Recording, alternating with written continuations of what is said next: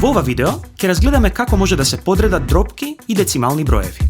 Ако сакате, можете да го погледнете видеото за претворање на дробки, децимални броеви и проценти. Еве што сакаме да направиме. Треба да ги подредиме овие броеви во растечки редослед, што значи од најмала кон најголема вредност. Бидејќи сите тие имаат различни именители, не можеме веднаш да ги споредиме. Може да ги претвориме сите во децимални броеви, но делењето со големи именители може да биде тешко без користење на дигитрон. Она што можеме да го направиме е да побараме заеднички именител, односно број што ги содржи сите 4 именители. Најмал заеднички содржател на нашите броеви е 30.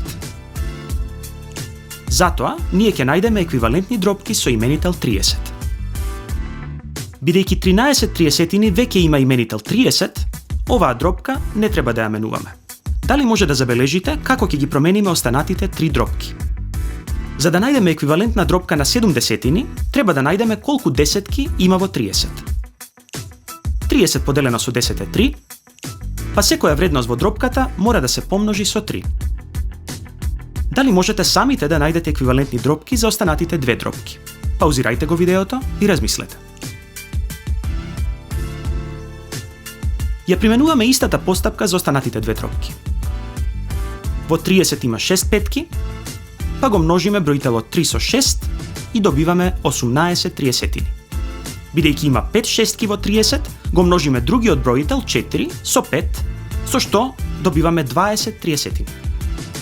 Сега можеме да ги подредиме дробките, споредувајќи ги нивните броители од најмал до најголем. Потоа ги враќаме дробките во преобитната форма. Овој метод може да се искористи ако имате големи именители со кои е тешко да се дели, како на пример 17. Ако немате дигитрон, методот на наоѓање еквивалентни дробки е исто така корисен за собирање и одземање на дробки.